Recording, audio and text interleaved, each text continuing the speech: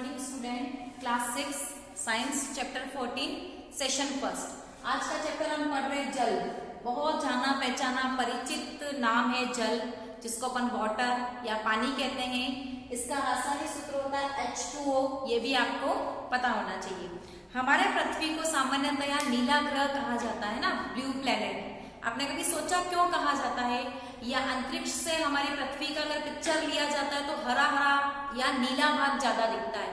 ऐसा इसलिए होता है कि पृथ्वी का लगभग 70% भाग जो है वो जल से घिरा हुआ है, या यूं कह सकते हैं कि 2/3 भाग जो है वो पृथ्वी का जल से गिरा हुआ भाग है। स्थलीय भाग जो है वो केवल 30% या कुछ मात्रा में ही भाग जो है वो पृथ्वी का स्थलीय भाग है।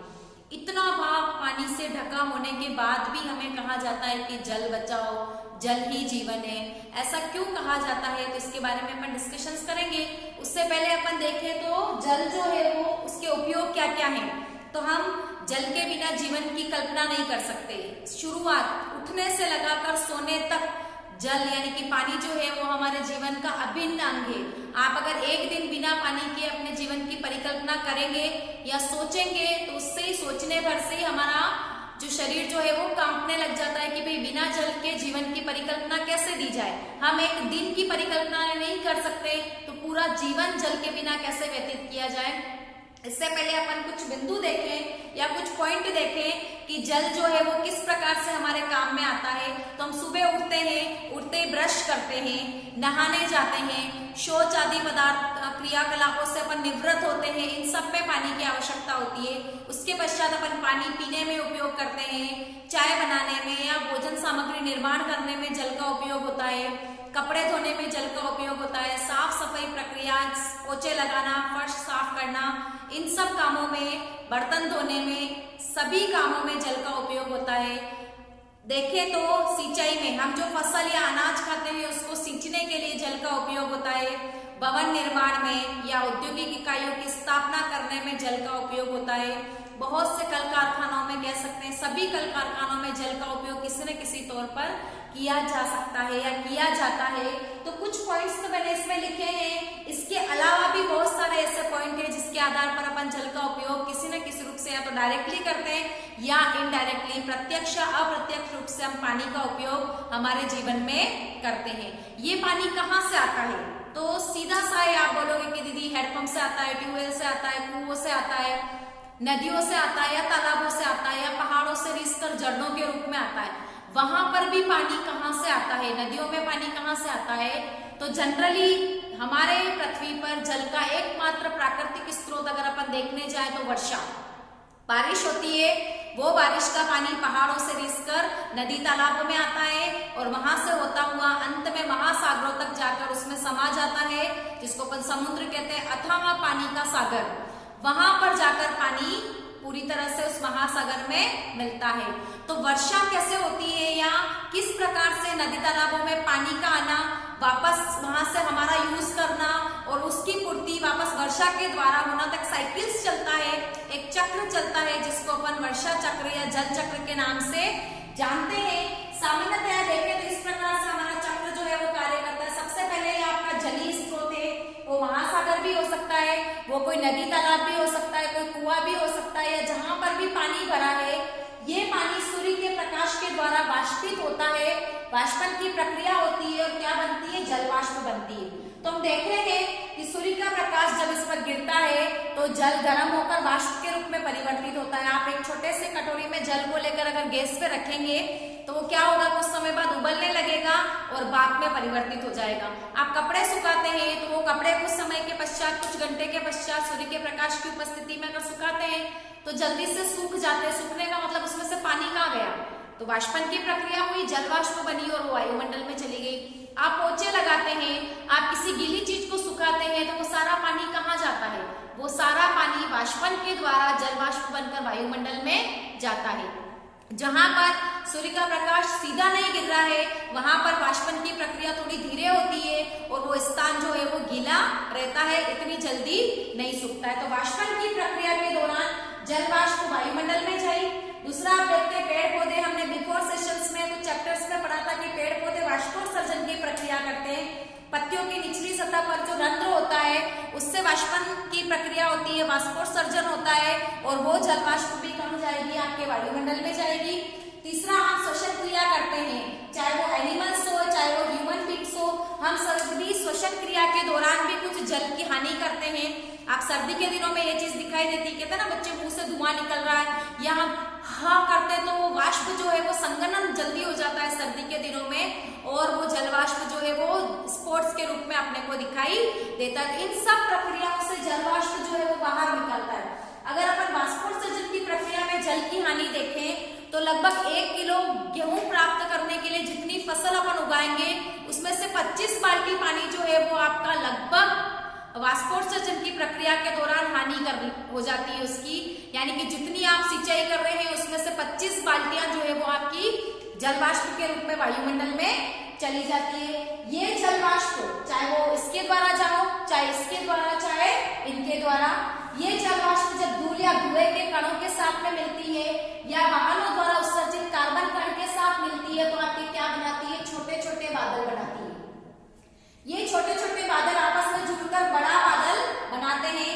इस बड़े बादल में जल वाष्प की मात्रा इतनी ज्यादा हो जाती है, हमको पता है कि जैसे जैसे हम ऊपर जाते हैं वायु, गर्म वायु जो होती है वो हल्की होकर ऊपर उठती है और बादल ऊपर बनते हैं। जैसे जैसे उन बादलों में जल वाष्प की मात्रा ज्यादा हो जाती है वो भारी हो जाते हैं, और ऊपर चूंकि तापमान कम है, वायु का दबाव अधिक है, इस कारण से वो जल वाष्प जो है वो बूंदों के रूप में परिवर्तित हो जाती है और संघनन की क्रिया होती है। बादलों में से संघनन की क्रिया क्या होती है, तो जब अपन हमारे घर में मम्मी दाल चावल पकाती है तो उस तपेले के ऊपर जो ढक्कन लगती है उस ढक्कन की निचली सतह पर जल वाष्प की कुछ बूंदे आ जाती है। आप फ्रीजर में से कोई भी ठंडी चीज निकाल कर बाहर रखो, पानी की बोतल निकाल कर भी अपन अगर बाहर रखिए तो उसके आसपास हम देखते हैं कि पानी की कुछ बूंदे जम गई। कहाँ से जमी हुई? वायुमंडल में जो जल वाष्प थी वो उस ठंडी सतह से टकराकर बूंदों में परिवर्तित हो गई।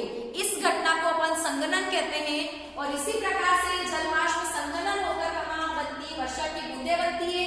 वर्षा की बूंदे भारी होने के कारण कहाँ आती है, गुरुत्वाकर्षण बल से नीचे की ओर आती है, जो अपने को बरसात के रूप में दिखाई देती है। ये वर्षा जल नदी, तालाब, नालियों से बहता हुआ वहां तक पहुंचता है, वापस महासागरों तक पहुंचता है, या फिर भूमिगत जल जिसको कहते हैं, आप भूमिगत जल, आप हैंडपंप से अगर पानी निकालते हैं, आप ट्यूबवेल से पानी निकाल रहे हैं, आप कुएं से पानी ले रहे हैं, वो पानी कहाँ से आ रहा है, जमीन में से, इसको अपन भौम जल कहते हैं। तो या तो वर्षा का जल बहकर आपके महासागरों तक मिलता है या फिर भूमिगत जल में वृद्धि करता है। इस प्रकार से जहां से जल चला था वहीं पर आकर जल पुनः समाहित होता है। इस चक्र को प्रकृति में जल चक्र के नाम से जाना जाता है। भूमिगत जल में वृद्धि करने के लिए या वर्षा जल को एकत्र करने के लिए हमें क्या क्या करना चाहिए वो हम देख रहे हैं। उससे पहले आप देखें कि कहीं पर हम सुनते हैं पेपर में या न्यूज में सुनते हैं कि बाढ़ आ गई है, कहीं पर हम पढ़ते हैं कि बहुत ज्यादा सूखा पड़ रहा है। तो बाढ़ आने से भी क्या होता है, बहुत अत्यधिक मात्रा में, सामान्यतः न्यूनतम मात्रा के बाद अगर कोई वर्षा बहुत ज्यादा होती है, वो वर्षा जल इतना ज्यादा इकट्ठा हो जाता है नदी तालाबों में जाने से पहले, तो वहां पर रहने वाले जनजीवन को अस्त व्यस्त कर देता है। बहुत सारे पशुओं की मृत्यु हो जाती है, मानव की जीवन की हानि भी होती है, बहुत सारे लोग बेघर हो जाते हैं, उनको उचित स्थान नहीं मिल पाता और उनका घर जो है वो भी पूरा अस्त व्यस्त हो जाता है, क्योंकि उनके घरों तक पानी भर जाता है। ऐसा क्यों होता है? बाढ़ आने से।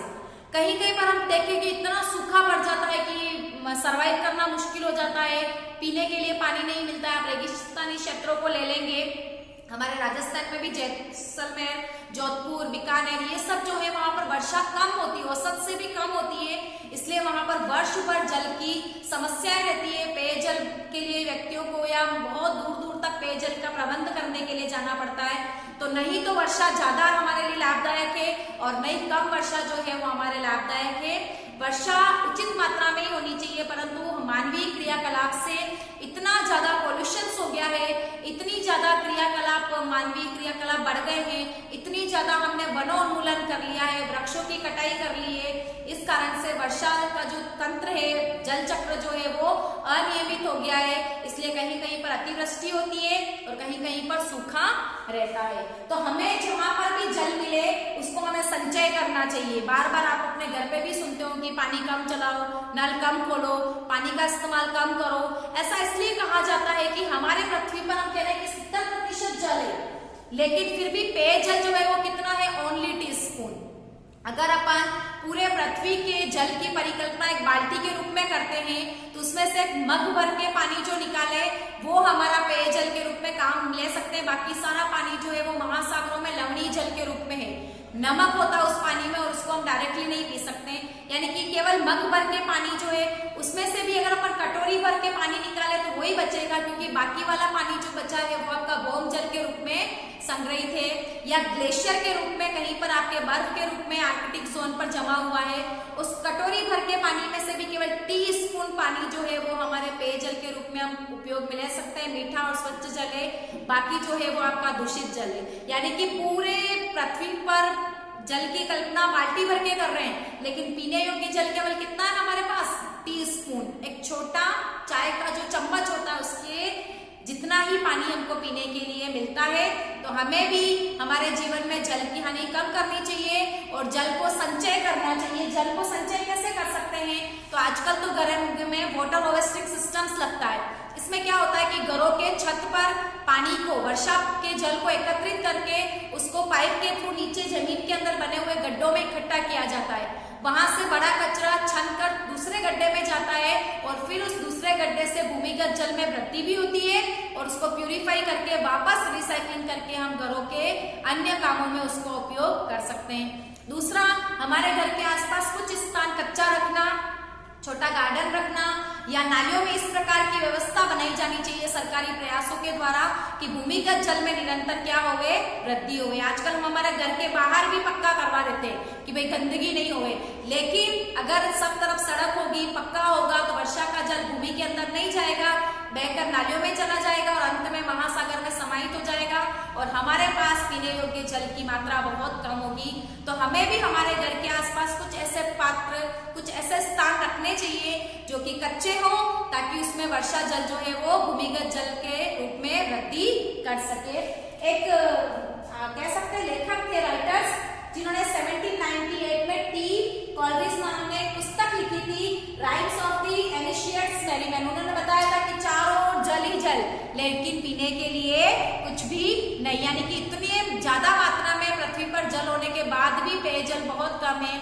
तो हमें भी हमारे जीवन में संकल्प लेना चाहिए कि हम जल की हानि कम से कम करेंगे और जहां से भी अपने को जल मिल रहा है उस प्राप्ति स्रोत को, उसको संचय करेंगे और हमें भी हमारे घरों पर वाटर हार्वेस्टिंग सिस्टम लगाकर जल को संचित करना चाहिए। तो आज के सेशंस में अपन ने जल के उपयोग और जल चक्र के ऊपर डिस्कशंस किया। नेक्स्ट सेशंस में अपन नए चैप्टर के साथ फिर से मिलेंगे। Thank you.